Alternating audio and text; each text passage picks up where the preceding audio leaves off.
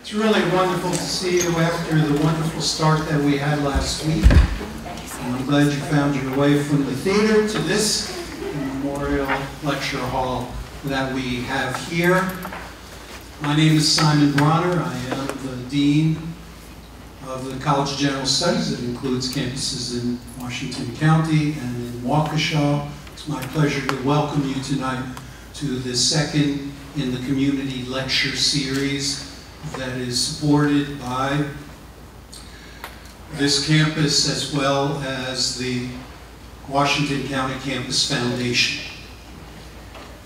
I just want to make a couple quick notes and then we can get started. First of all, I want to acknowledge the faculty who are here from the campus who provide that link to higher education in this county. Those people are here, if you would stand up and raise your hand. Yeah, be recognized. They're really wonderful.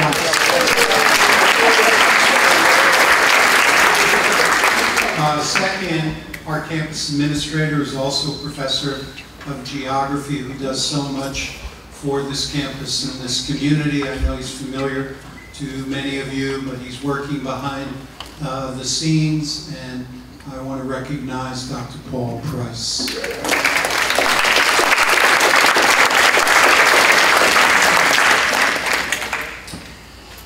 And I also want to recognize our great partners at the foundation. Joan Renitsky, are you here?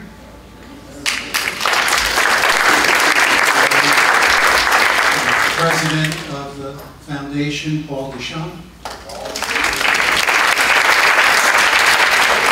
And the point of introducing these people to you, besides giving our appreciation, is that we are a community engaged, student-centered institution here. More so than other educational institutions, we work with you, we want to serve you, as well as your youth, toward the goal of making life better here, of producing the leaders of tomorrow who can come back to this community and give back so much of what they've learned, so much of the kinds of experiences that they're going to gain in this wonderful city, this wonderful region that you're a part of. So thank you for supporting us. I hope you'll continue to support us. And toward that end, we've put on our digital sign the plea to grow with us.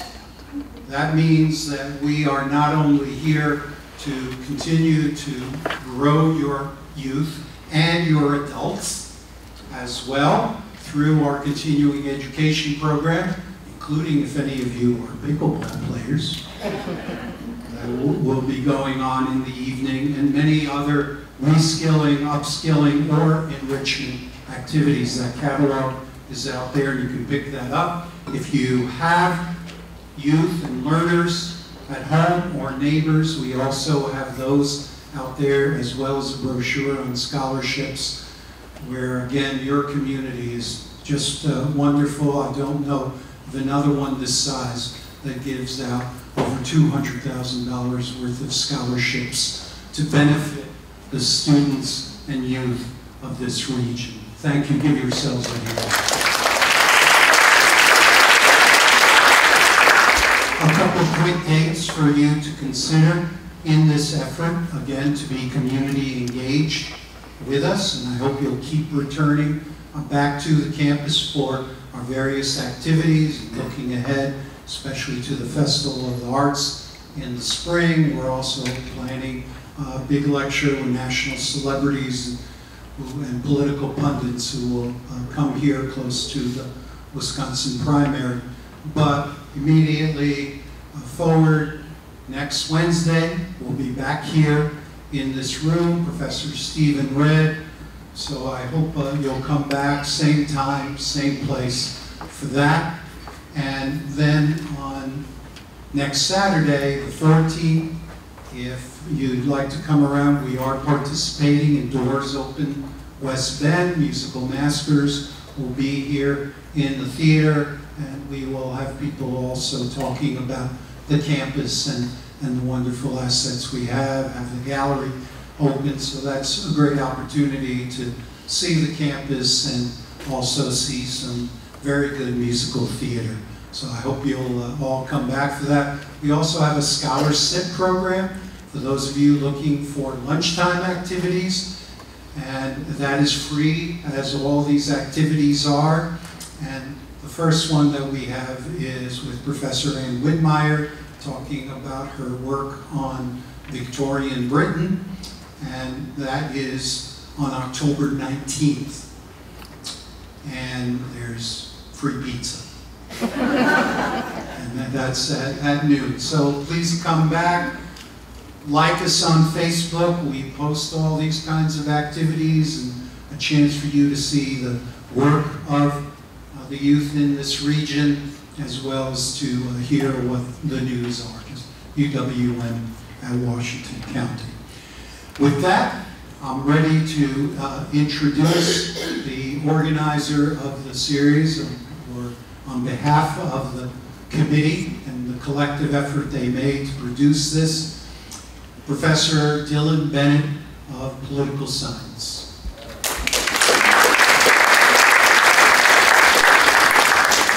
Good evening. I am Dylan Bennett. I am a professor of political science with the College of General Studies here and in Waukesha. And I'm also a member of the Lecture and Fine Arts Committee that organized this year's community lecture series. So first of all, thank you for coming tonight. This is a really amazing crowd, and it makes us feel really good, and that's just got to be said. Tonight we continue our Understanding of Ukraine lecture series with a discussion of Russian disinformation campaigns against Ukraine. Last week, Professor Andrei Ivanov gave a terrific lecture on the history of Ukraine and set the stage. Next week, Professor Stephen Redd comes to talk about U.S. national security and the war, which is, you know, getting pretty close to home. Each of us has to vote and think about it. Thereafter, the series moves in a cultural direction with a talk by Ruslana Westerlund about emigrating from Ukraine and immigrating to the United States. Our final event will be a dance performance by the Dnipro Ukrainian Dance Ensemble of Milwaukee, which is going to be awesome. In the theater. In the theater. So tonight we welcome Professor Maria Haigh. Professor Haigh grew up in Kyiv, Ukraine, and completed her first two degrees, mind you, in cybernetics and applied mathematics at Taras Shevchenko National University of Ukraine, the top university in Ukraine. She received her MS and PhD from Drexel University in Philadelphia, while being a part of UW-Milwaukee School of Information Studies community. She has received a Fulbright Research and Teaching Award to teach and research in Ukraine.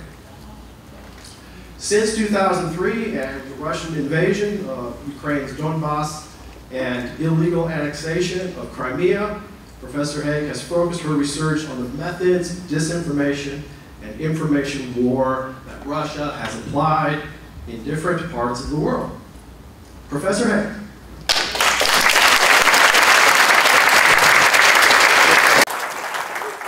Thank you so much. Thank you for coming.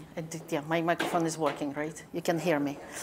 So I must admit, I am truly impressed and very touched that so many of you found time and came here. And it's a very beautiful campus. I know it's small, but I have not realized that it will be so woody and it's so full of nature. So today I will talk mainly, and I am planning to talk, I know I have allotted time, an hour, so I hope to talk for around 40 minutes, 45, and you can stop me, ask me questions, because usually this is how, when I give these presentations, you can interrupt me, and because I want to know kind of what you are interested in, and I will be happy to answer it if I can, obviously. But to start with, I just wanted to ask and I'm sure that it will be positive. How many of you knew where Ukraine was, where Ukraine is? Okay, so see, this is, and you knew that Ukraine is an individual country, that it's a separate country, right? That it's not Russia, because I must admit, as a Ukrainian, until 2022, so this was one of the positives of the war, that now people know that Ukraine, what Ukraine is, and that actually Ukraine exists, not as a piece of Russia, but actually as its own entity. And obviously everybody know the colors now, yellow and blue. This is a reverse, they symbolize sky and wheat, but this is not a flag actually, but this is the Ukrainian colors. But so to start with, what I wanted to talk today about mainly how the war is, but particular part of the war is the information war, because the war is not, now it's the first conventional war, where the country is invaded, the biggest conventional invasion conflict in the last 80 years since Second World War. And now, but it's also what's important is the information part of it, because it's not only the fight and the struggle for the locality, but it's mainly the struggle for people's minds, and this is what there's lots of psychological part of it, and propaganda and disinformation. And I also must I'm sure that you will relate to this, because when I started this research, and I started in 2013. 2013, this is when Ukraine, there was a Maidan uprising, the Revolution of Dignity, as they called, and they ousted pro-Russian president. But so this is when really the war started. It's not 2022, it's really 2013. 2014, this is when Russians actually invaded and annexed Crimea. But this information war started earlier. Well, if we're obviously counting, it started before 2013 too, but, and I will mention this. So it is going on now for 10 years. As for the Ukraine, it's for the Ukrainian war, it's over 10 years. So this is what. But, and so this is not only now from 2022, the war transformed into not only informational hybrid war, but it's also a conventional warfare. And, but it's also, this is, as you kind of, the information and propaganda-wise, the invasion was prepared by the, by kind of informational campaigns, by the propaganda campaigns that Kremlin was putting out. And that's but it's also to, the narratives, those narratives are important to follow, because they started how the war was legitimized.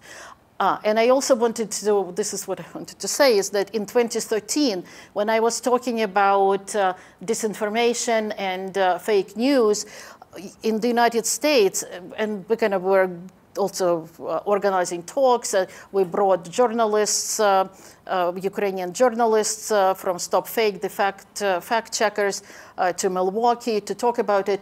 And I must admit, in the United States, Americans, everybody thought that it's really far away, that this is somewhere, nobody, who knows where Ukraine is, and it completely doesn't apply to us.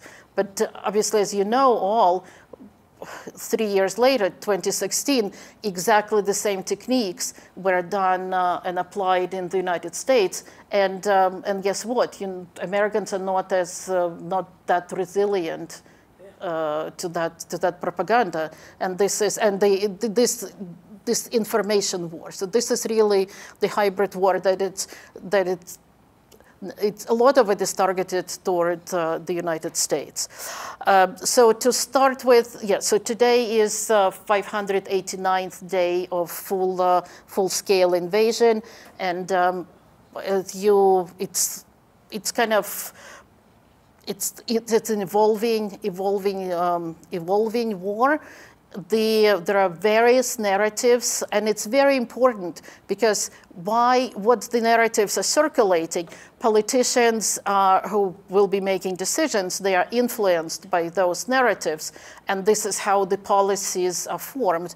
And this is what I must admit, my initial talk, I started kind of giving those talks last year when the war just started, and kind of when the world was all in uproar and united, and it was all, that it was definitely the war, darkness versus light, freedom versus the authoritarianism, dictatorship.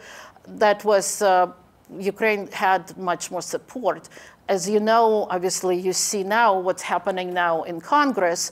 Lots of it is about Ukraine. And this split, it's why United States now doesn't have a budget.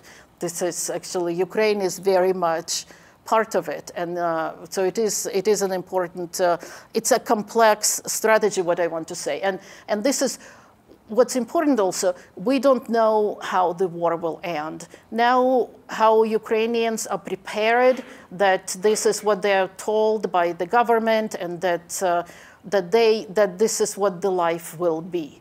That we don't know the life, it could go for years. It could be 7 years. This is now they're actually thinking that it will be up to 7 years when the resources will be exhausted. But no, actually, on the other hand, historically, none of the wars ever ended because resources were exhausted. So this is how it will end. It's not clear. But also what we will see, that it's not clear that democracy and kind of the freedom will win, because as you see how polarized it is, and people just don't see it this way. And people who are in legislature in the United States, they don't see this war as important as this. And obviously everybody watching, but what's important is that we don't know who will win, whether it will be authoritarian or it will be democracy. So and this is what the scary part. And it's obviously China is watching, other dictatorships are watching. If Russia wins, and it's really quite a possibility, because Russia still, it's 3 times bigger than Ukraine. They have many more, they have 4 times more people. They are now announcing another mobilization. And the West is actually now slowing down in terms of support of Ukraine. So we really, it's truly unknown. And this is what the scary part is, that it's not given. We kind of, Ukrainians they live and they believe that that they will win. They will not surrender. That is how they will win. But in truth, whether they really will win, we don't know. This is just one of the many wars that they had to live through. And we don't know how it will end, because obviously it's all complicated. I don't know whether you can see it well. I just wanted to show, so this is the last, I got this, so the American Institute for the Study of War, they're putting out this live maps, how it's going.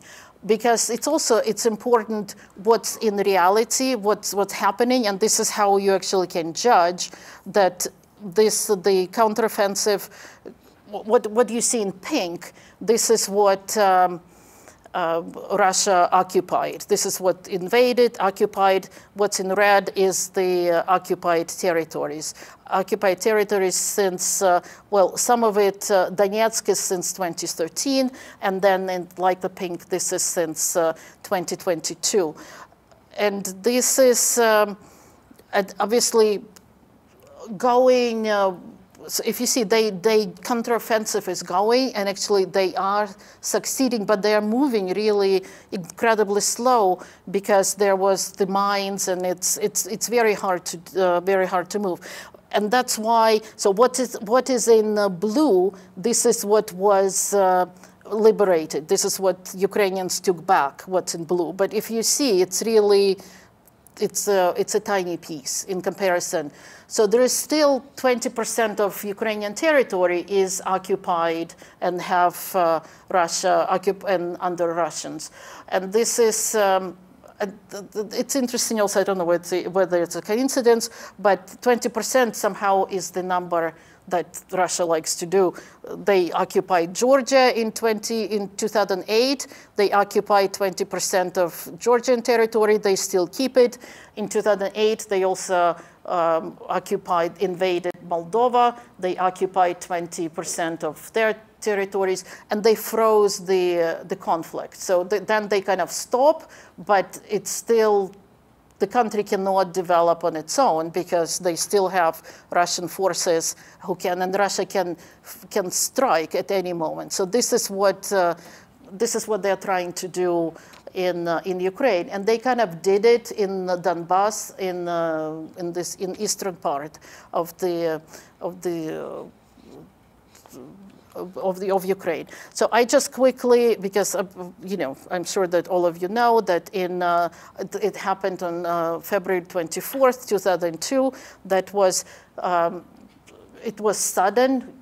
Putin made this announcement talking about, so the purpose, the main narrative why Russia has to invade, that was to liberate Ukraine from Nazis. That not that Ukrainian, it's all that is run by fascists and by Nazis. And this is when Ukraine has Jewish, there are only 2 countries in the world who have Jewish president, and Ukraine is one of them. So this is obviously Jews, and Zelensky's grandfather was survived Holocaust, and now that calling him a Nazi is insulting. But also another thing that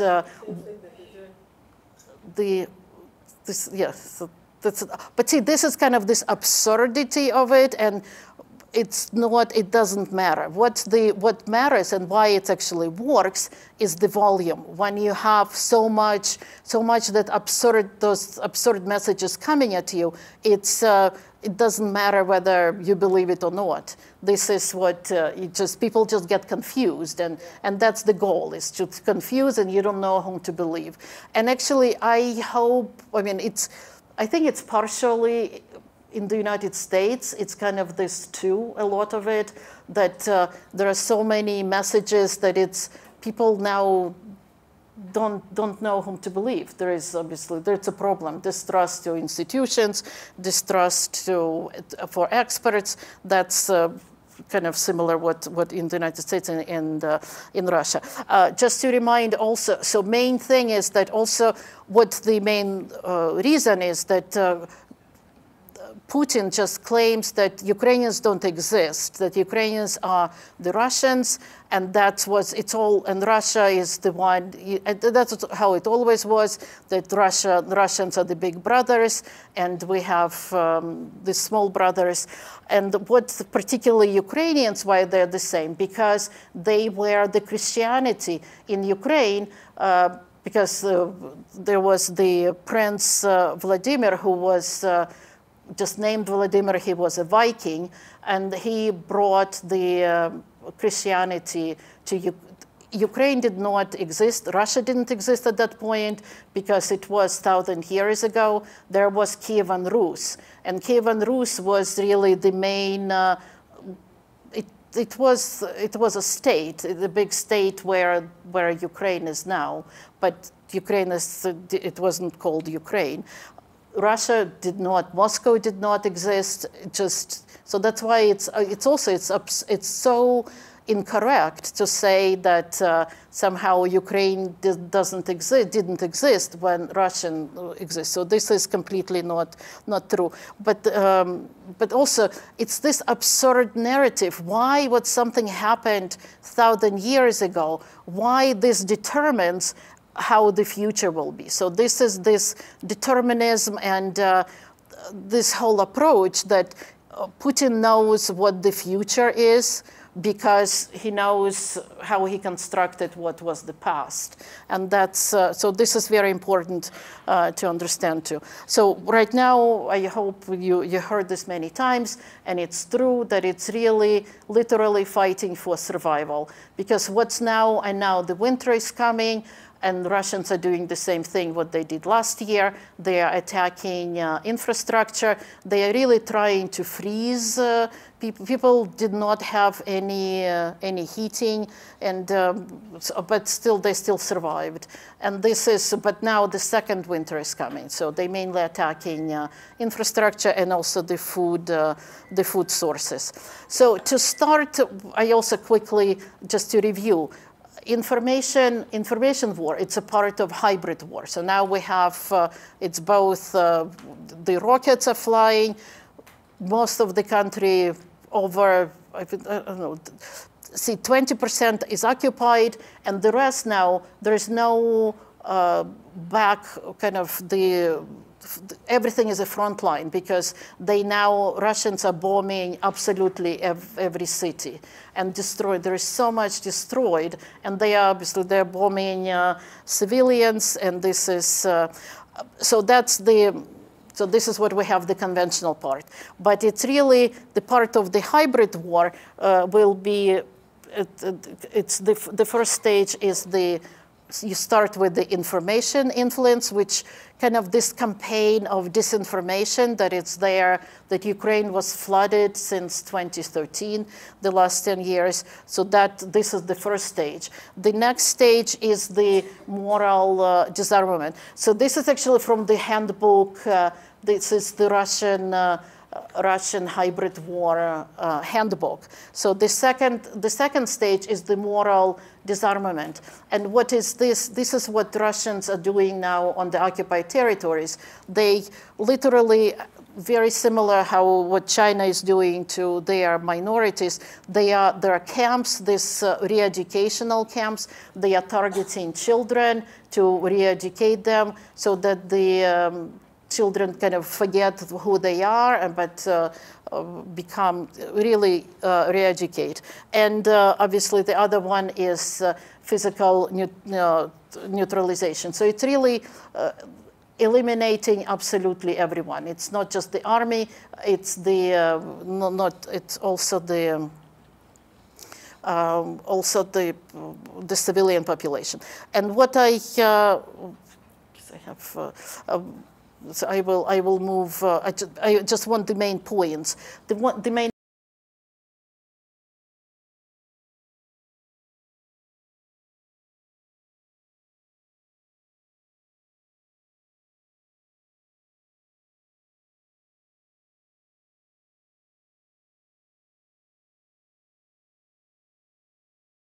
How the world is responding. So if in 2014, when Russia initially rolled in tanks in Donbass, there was, and then annexed Crimea, West kind of responded, but not with quite weak sanctions, but this is pretty much, there was no reaction as much. And that's what Russians learned, that this is, you can do invasion and nothing happens, because it was, the West continued using Russian gas, everything, the collaborations continued, this Cosmos, the station, all continued the same as it was. And we can say that actually Russia did win if we call victories, the information war of 2014, Russia definitely won. Ukraine was not prepared for this avalanche of this falsehood, and they didn't have resources.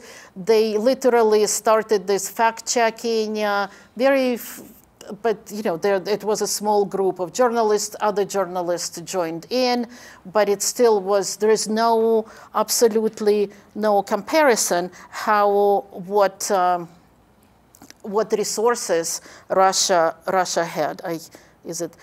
So this is while Russia had these resources and to spread those false narratives, and they had, because they had resources to do it in many languages, and if you'll see, and mainly in English. And what we also, from the beginning in 2014, you can see that the very respectable, credible news sources would just reprint what Russia is saying. So you can identify these 5 main narratives that actually were really false. The one that Ukraine is aggressive, and it continues now, that it's all fault of Ukraine, that they are they're Nazis, but it's also aggressive toward this Russophobia, aggressive against Russia. And then but it also mainly that it's fault of the West, and it's mainly the United States. And so that also has to be clear, that from the very beginning, Putin kept repeating it, that actually he is fighting Americans, that he saw Americans everywhere. So it was not, technically it was anti-NATO expansion. They were afraid that Georgia and Ukraine would join NATO. So that was, presumably that was the threat to Russia. But which country was identified? It mainly America. So that was really also the war against America. So this is also needs to be Americans, I think, need to realize this, that war is waged for 10 years now. But it's also important what they did in terms of resources. They had that now everybody knows this research internet agency that was the building, the institution in St. Petersburg, in Leningrad, where they have young people, or the people sitting there in 24/7, actually the trolls really watching and producing those false stories. So this is the resources that none of the other countries actually had to generate this. And that was what I was saying. And actually lots of it was in 2016. This is the same resources that went against United States. It was Brexit. This is how it was done with Brexit. The same tactics, with the same resources. And ironically, that actually Prigozhin is the one that I'm sure that you know the name, the Wagner Group, if there are any victories on the front line for Russia, that was actually done by this Wagner Group. So Prigozhin was running the Wagner Group, but he also this RIA agency, that was his baby also. But he also was the one who in June led the revolt against Putin, and now his airplane exploded, and he's presumably dead. Although I know Ukrainians still don't believe that he is dead, because nobody saw the body actually, and there were 2 airplanes. What they know that who died, the passengers, there was actually the co-founder of Wagner Group, general, another general. His body, he's definitely dead. But whether Prigozhin is dead, it's not actually clear, because the funeral was done this way that nobody saw it, and everybody know that this is his character. It's kind of this playing tricks. But whenever he's done as a political figure, as any figure of any significance. People are laughing at him because what the Russians were showing after the revolt, that actually Prigozhin is incredibly vain, and he has lots of wigs. Even that, I mean, he was completely bald, but that he likes to dress up in women's clothes and he has many wigs. So who knows? That's what he might be now somewhere sitting in his wig, dressed up, but whatever he is, he's not a player anymore. But it's, in terms of resources, it's still the same resources. But it's also, I will come back for a second, because it is also important. I now teach it in my class, in my ethics class, in my disinformation class, that actually how Russia won the war of 2014, and actually Russia has lots of victories to show, achievements to show of all over the world, in Europe and in the United States. And this is how they do it. So there are really 7 steps. And this is the handbook from the guy who was former KGB agent, who kind of declassified those tactics, and it's kind of clear. Everybody know this, and you cannot stop this. But it's good to be aware of it, and then so kind of when you read and when you see something, if you apply those seven steps, you can see, if you think of the bigger picture and you apply it, those 7 steps are very clear. And what are the 7 steps? It's this explore the cracks in the societies and amplify them, amplify existing problems. As you know, and in different countries it would be different. In the United States, it's it's the race, but it's also the class, the income disparity. In Ukraine, that was also this East versus West, that some people really, this is what they played, showing that Russians were a separate group and Ukrainians a separate group and Ukrainians are against us. The next would be, and also you see it I kind of want to show it now, to digress and show it on the American examples. Then the next is introduce a big lie. And the big lie for Ukraine, it's this.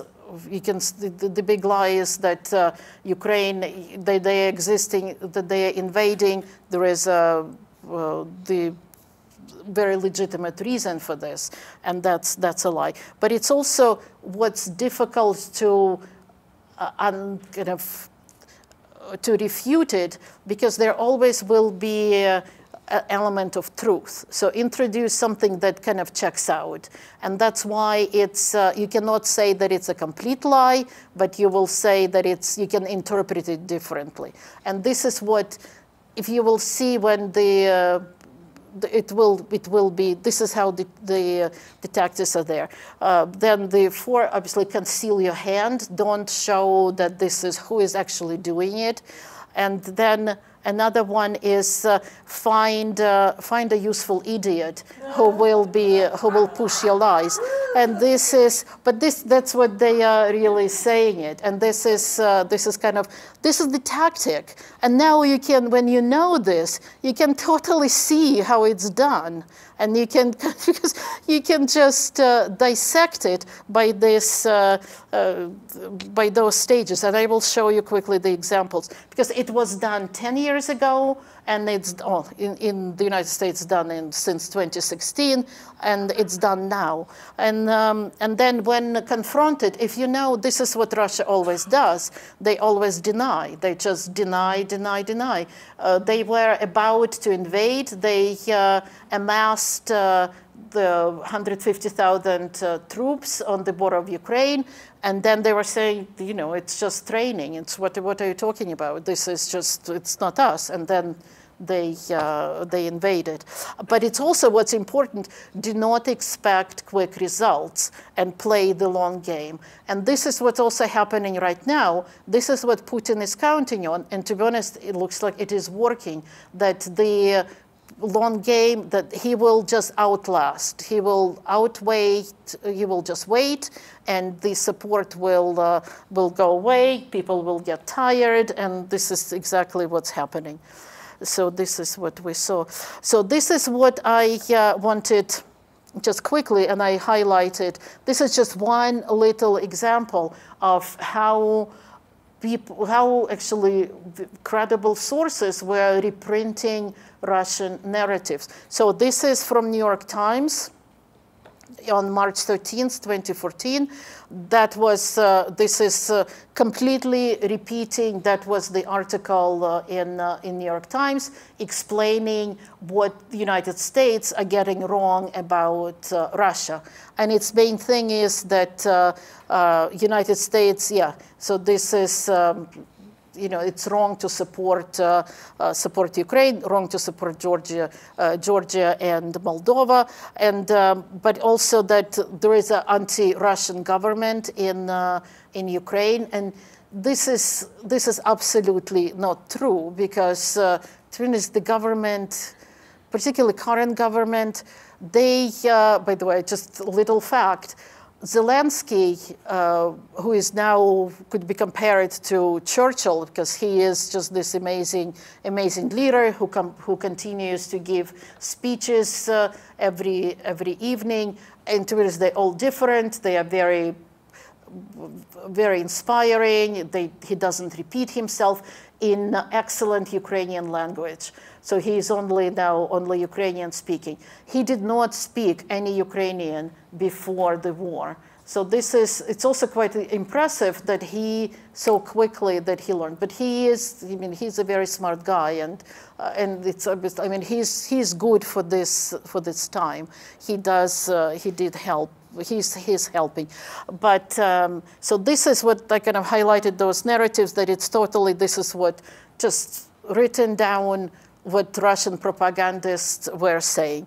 This is also quickly just to show you in 2014, that was because they started with very crude disinformation, and it's mainly kind of photoshopping images, and there will be just lots of it. And so, for instance, this that the girl is saying that I want war, and it's really photoshopped. The original image was I don't want war, and this is and that's the actually this one is So this is the news. The woman here on the news that she initially with MH17, initially the same woman. First, in the morning, she says that this was shut down by, that it was, that the rebels, but it's, read Russian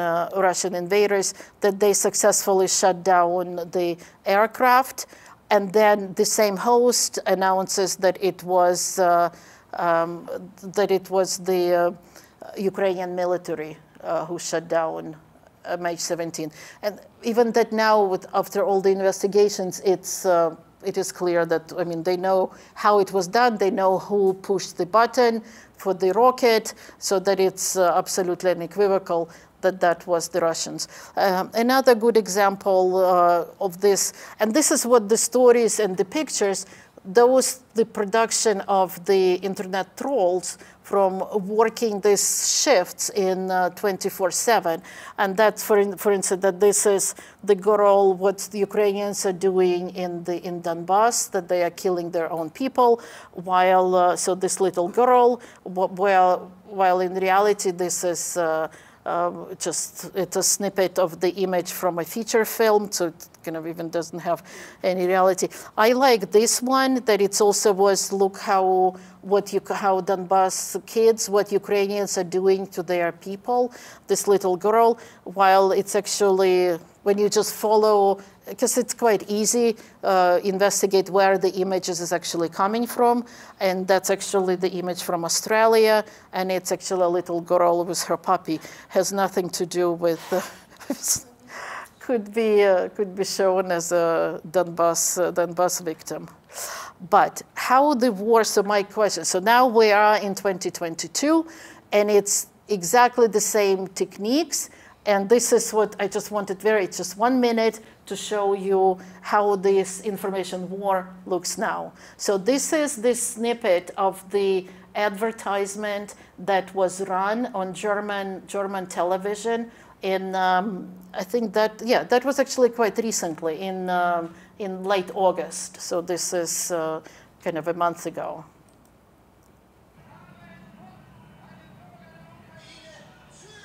Can you?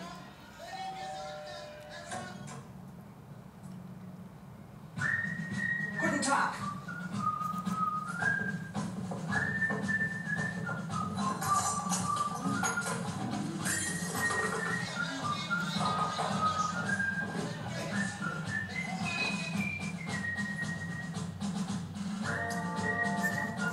So you see it, they're like coming and taking everything.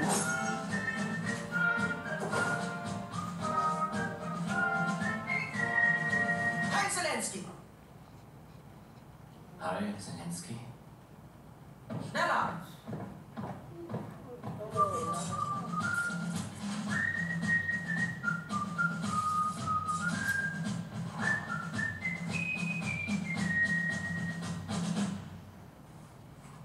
Leopards! Hi, Zelensky! Okay, so you, well, first of all, you do see what it's played. This is Germany. Obviously, it's Haigh Zelensky, very direct associations. You know what it is. But it's also interesting, I mean, taking all the money that Germans now don't have and it's donated, exaggerated numbers, how much Germany actually donated. Obviously, Leopard, it's about the tanks that Germany is supporting Ukraine with the tanks to scare. But the main, what's interesting is that none of those actors are actually German. It was done by Russians. People, if you look and kind of the experts, those are quite famous Russian actors. And so this whole thing has absolutely nothing to do. They are saying that it was for the ultra-right German party, but it actually wasn't. It was paid by Russia, and this is so this is how it looks now. It's it's in the form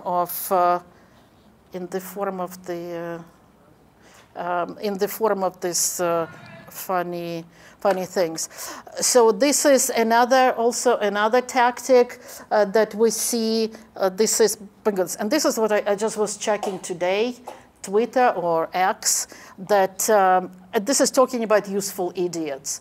That this is spread by this Jim Ferguson. Actually, I also checked. This is a real person.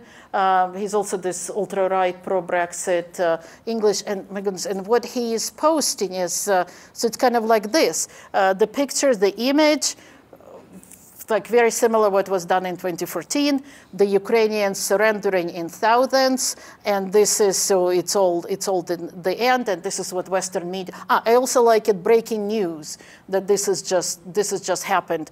And you see right away, well, somebody posting right away that this is the Reuters, actually that was the image that Reuters posted, and actually posted because that was posted by Russian government, absolutely not confirmed who are those people. If you see, they have no insignia. We don't know when actually that happened. There's no date. The Reuters and the Russian government was posted this on April 2022. So obviously this is not a breaking news, even if those Russians, or if those are Ukrainians, but it's not clear. But it's also another thing, what is definitely the same tactics, that the same image at the same time distributed in many venues, in many outlets. And this is, so this is right now, this is what I put, but again, if you see it, so this is how they're still working. It's the same thing, that it's the image is everywhere, and this is what, if you search for the image. This one, another useful idiot, I have to point out, this is the just yesterday, or maybe it was 2 days, I think on Monday, October 2nd, that this is Elon Musk posted this tweet with the picture of Zelensky. And if you see that Zelensky is all straining, that you are in the room for 5 minutes and you still did not ask for $1 billion. And this is because Zelensky goes and asks for the military support. And so this is Ukrainians kind of did this quick meme that it's been 5 minutes and you have not spread Russian propaganda, which is totally, again, this is completely Russian narratives. And other narratives that if you watch, which I do kind of for the research, the same as in 2014, that this is just Western outlets do repeat Russian narrative, that counteroffensive is not going well, and this is Ukraine is corrupt, Ukraine is kind of about to will be failed state, and the main thing is to stop supporting Ukraine. So that's because they are running out of resources himself. In truth, what is actually, I also want to point out what they actually doing, that it's not only invasion and it's not, I mean, it's an imperialistic genocidal war right now in 2022, where they, which I think it's kind of came up with the new, that it's memoricide, that what Russians are actually attacking, besides the civilian population, it's also the killing the history. So they are burning Ukrainian books, while on the other hand, introducing, and it was a big news also in the late August for the new academic year, there is a new history textbook that is written completely the history. It's just again one of those absurd histories that this war is good and this is Ukraine doesn't exist and this is completely falsified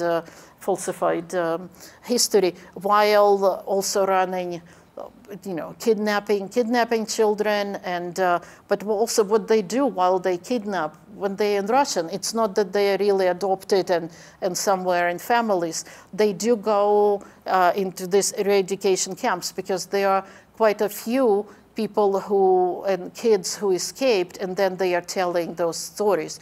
My goodness, here's in Milwaukee, I just met and now kind of I'm trying to help them, from Mariupol, the city that completely now, it was this flourishing city on this shore of Azov Sea, completely destroyed. And we do have now refugees in Milwaukee, and they actually, this family, Russians did take them on the tank and took them on Russian territory to the camp. It's hard to believe what those people lived through, and then they managed to escape. I just, by quick, just that the 2014 and 2022, the world changed. And that's because in 10 years, actually, Putin did have quite a few victories. And this is that what we have, right now, as everybody would, this is now defined, I mean, you can call it an academic term, but this is we're living in a post-truth society, or the post-truth world, because this is not just in the United States. And as you know, that now facts or there's no objective truth, there is no objective facts, and people just believe what they want to believe, and it's all kind of about feelings and about what they do. And what's kind of different, and what we also have to be aware of, that this is even that Russia is still using KGB, those 7 steps. This is really from the KGB handbook. So see, they did not invent anything new, but at least when KGB and the Soviet Union, at least they believed that truth existed. And that was something that you need to suppress. And that's why there were dissidents. That's why dissidents, usually with dissidents, they would deport them. But right now, nobody is being deported, and Putin they put them in prisons and keep them in prison so that they can't talk anymore. And and they are successful stories. I will stop if we have questions, because this is pretty much, what I just wanted very quickly, that what's the difference? Why is it different this time than it was in 2014? Well, invasion is obviously much more, this is a full-scale invasion, while previously it was just in the east. But it's also that what's interesting, that that world changed and Ukraine changed. The Ukraine changed too. That what in those 10 years, and this is kind of after Maidan, that Ukraine actually became much more united as a society. And I think that's why they are strong, because they are, well, on one hand, they do have now the external enemy, so it's not, and they are united against that enemy. And that's why and this is enemy who attacks with disinformation too. So that's not just the conventional warfare.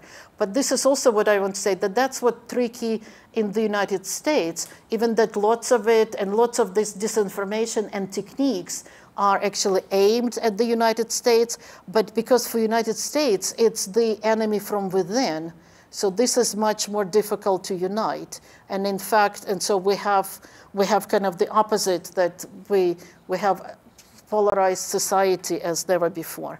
And while and also what's interesting, that Ukraine still has this bipartisan support in Congress, except obviously this just 10 people who are.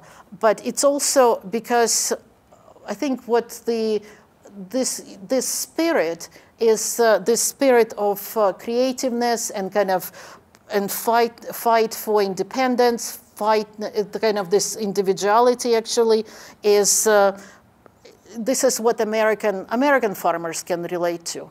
When there was this now meme, very famous image, and this is the real image, that Russians, this is the funny story, that Russians were driving their tanks and they ran out of gas, petrol, so they needed the fuel. Maybe they do diesel, but they couldn't move anymore because they didn't have a fuel. So they left the tank and ran to try to find fuel.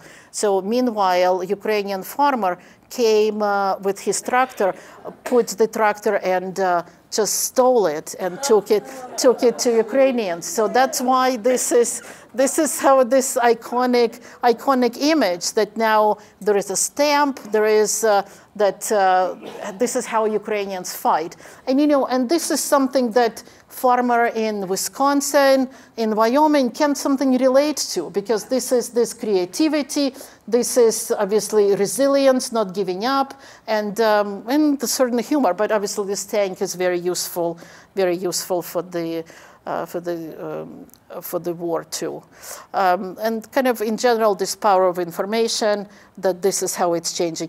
I had a little bit more examples, but I will stop in case, because there will be no time for questions. So if we have questions, if you want kind of just something that we can, I will be happy to discuss. If you kind of wanted something to know. So I guess my question is there any country that's been able to resist this type of disinformation better than any others? Yes, actually, this is a very good question. because it's also now the researchers, and they are mainly in Eastern Europe, that they created this what's called Kremlin Index. And Kremlin Index just, they are measuring how much, which country gets how much disinformation. And to be honest, countries that are closer to Russia, they are getting much more, they're getting much more, but they are actually much more resilient also to this. So that's why this resilience index much higher, to index resilience to Kremlin disinformation, it's actually much higher in Eastern Europe, but actually, because there is a measurement, and who measures the highest, interestingly, is actually Finland. And you know why? Well, at least that's explanation. So obviously it is this media literacy, information literacy, and it's pretty much just critical thinking, that you don't believe what you read. First, before you react, you just think, is this true? You check the source. This is your question, what you read. And what I think they're explaining why Finland is so strong, because they do have this amazing network of libraries.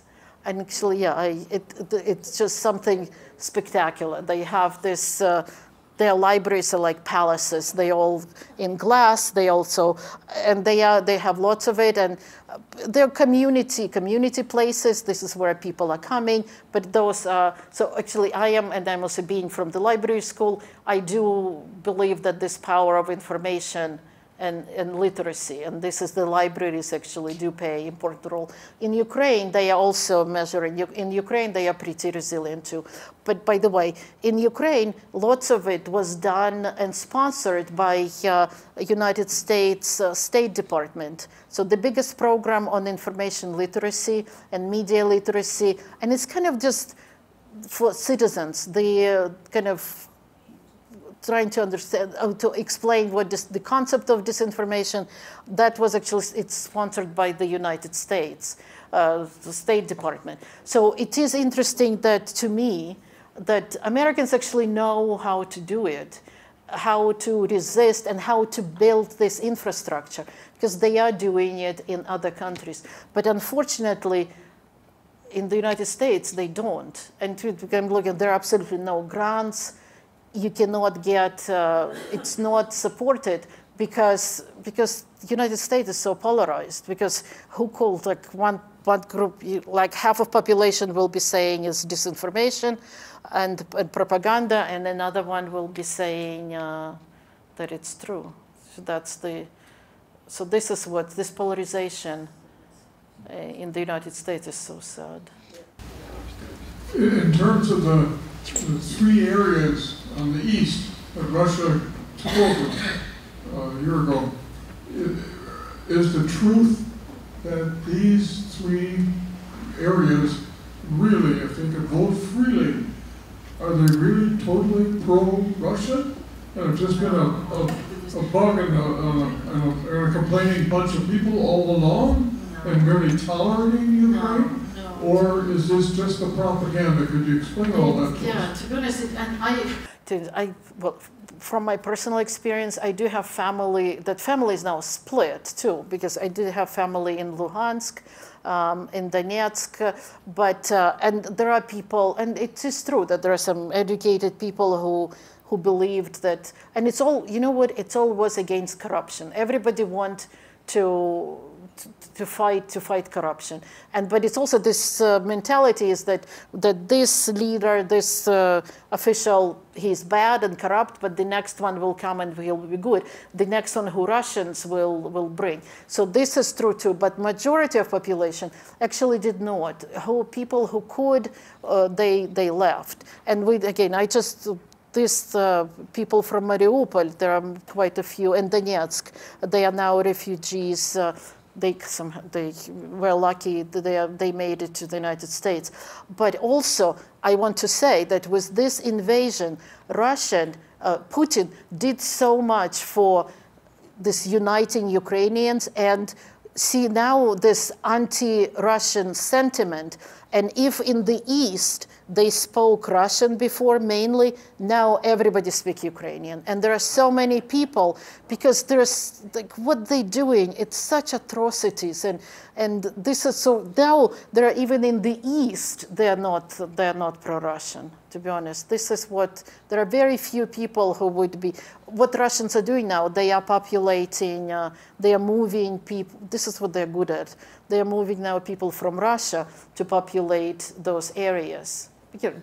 They are good at this, deporting the whole people, and because this is what they did in Crimea with Tatars, and this is now what they're doing in Donbass. They did it before too, but no, the native population in Donbass now extremely anti-Russian, because they're just seeing, and everybody speak Ukrainian. This is what so many people that I learn Ukrainian, I will speak Ukrainian only. Question. I don't know, is Radio Free Europe or Voice of America, is that valid and is it going on in Ukraine, and does anybody listen to it? See, in Ukraine that's under Ukrainian control.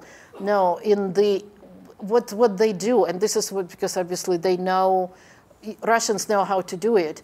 When they occupy, the first thing what they do, they cut off all the sources. So they cut off, the internet goes through Russia. So actually, on occupied areas, the people are cut off from the Western sources, and they put the antennas, all the receivers. It's all Russian propaganda. And to be honest, I don't know.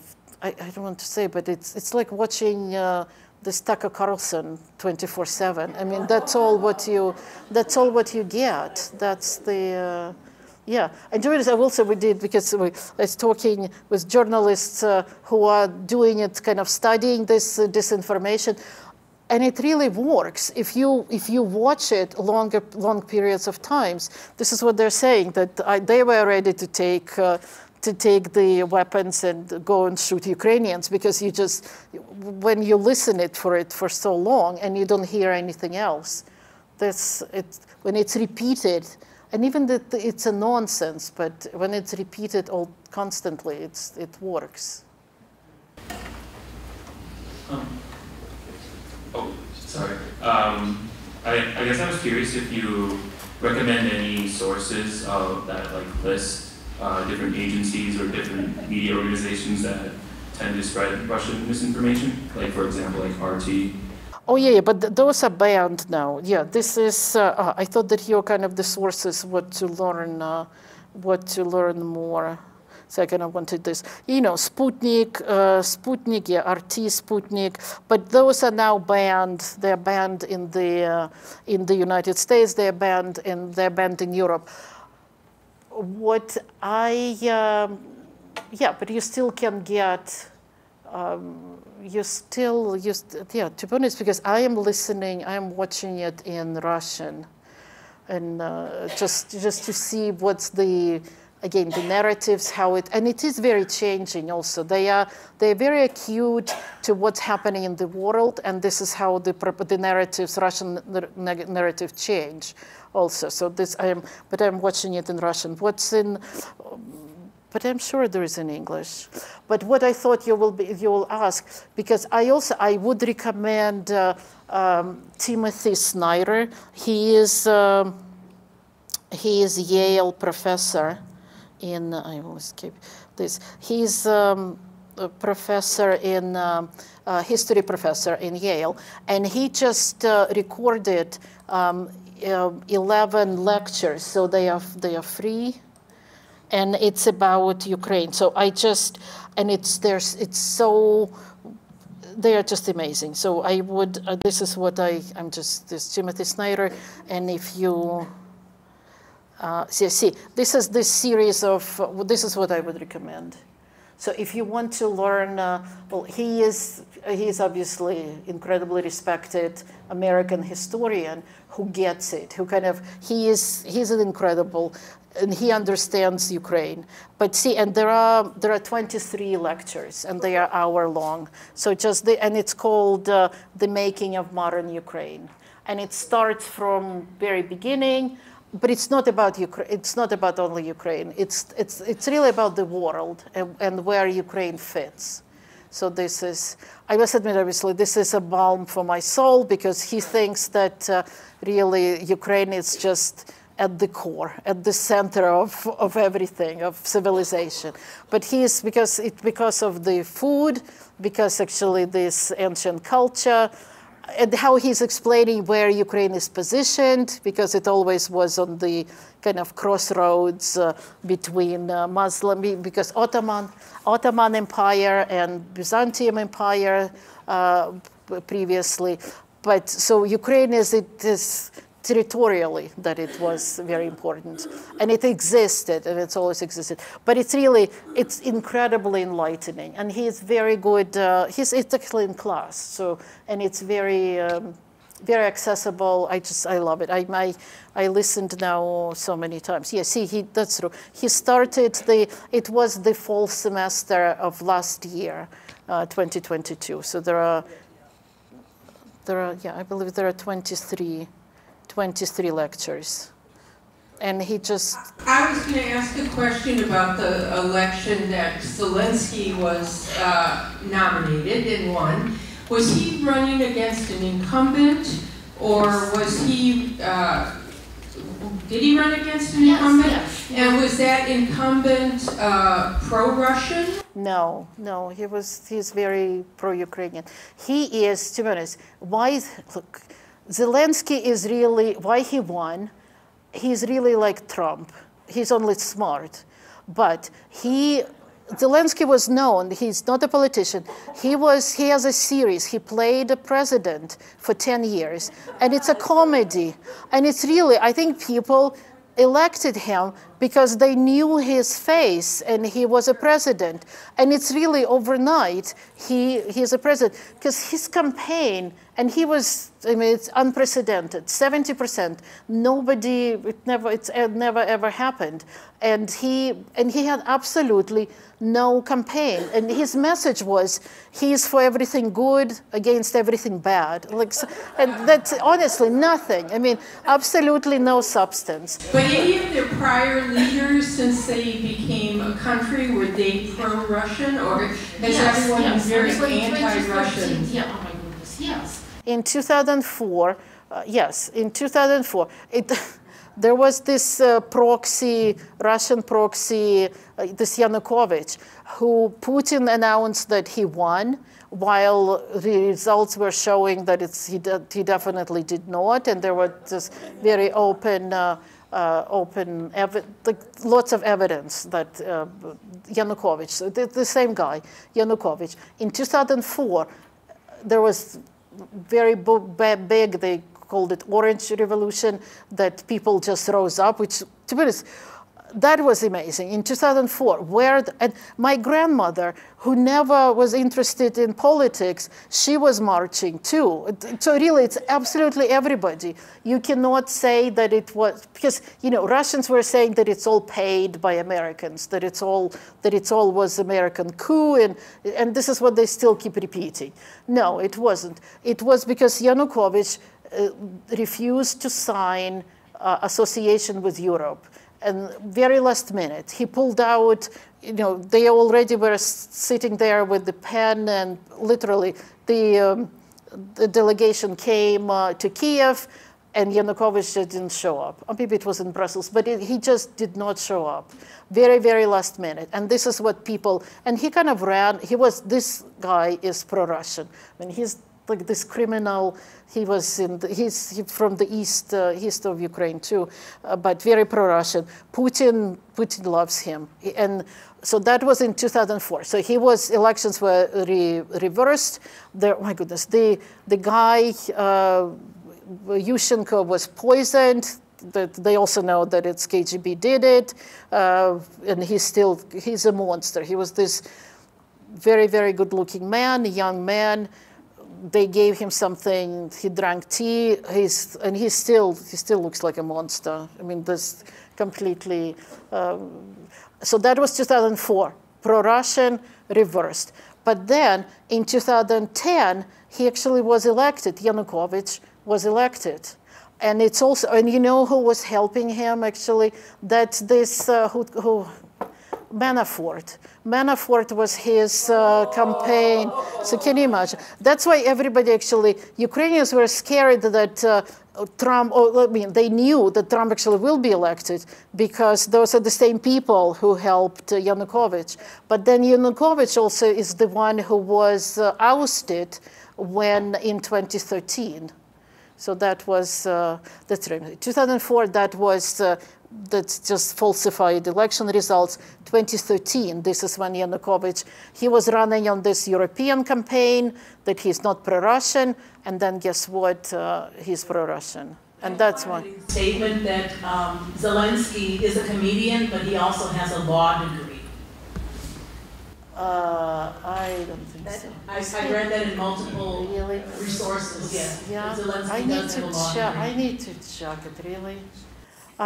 Look, he is incredibly smart. It's just the guy is amazing, and this is. And I mean, I have none of my relatives, none of my friends voted for him because he was just fraud. I mean, like the guy, okay, he's good. You see him on television, but he's not president.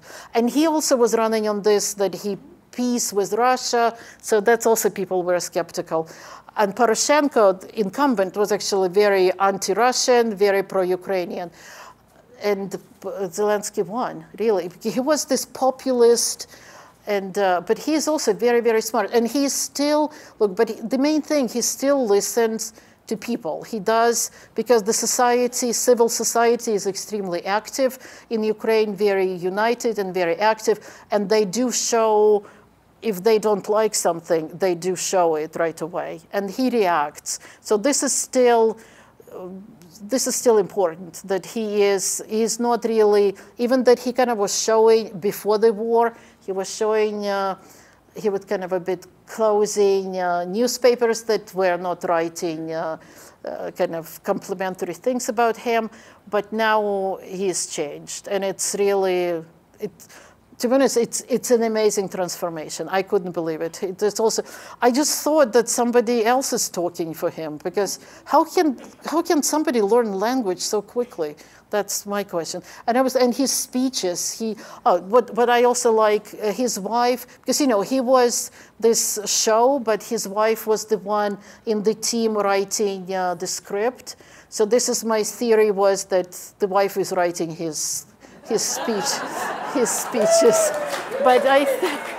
But I think he is smart. I think he is very good on his feet. He is good at the. Professor, I have a question that's a little bit different. I do appreciate all of the explanation of the disinformation. It's so believable. But what I want to know is what's the real reason Putin is doing this. And when I look at the map of Russia, I see a lot of cold places. And it's huge. He's got plenty of land, but he doesn't have a good winter port. And I'm thinking what he may be wanting is to have a place for trade and to connect with the rest of the world in the winter when he's all frozen up. Does that make any sense to you? Yes, it does, absolutely. That's why Crimea. And you know what, because with Crimea, they initially were leasing the space, and this is what also was a mistake, that Ukraine allowed Russians to do this. That's why they didn't have their fleet, and they had it because Ukraine allowed them to do it, because they will never attack. No, that's what he wants. He wants Black Sea, but it's also, he wants this land, this agriculture, because Ukraine is this basket, and it's warmer, and it's warmer, and Ukraine can feed itself, and it has lots of surplus. It's an agrarian country. And, but yeah, absolutely, this is what, and you know, this is what he did on the map. I mean, he already connected Russia with Crimea, and this is what the main goal. But also eliminate Ukraine. One more question? One last question? If not, I'd like to really thank Professor Haigh for joining us.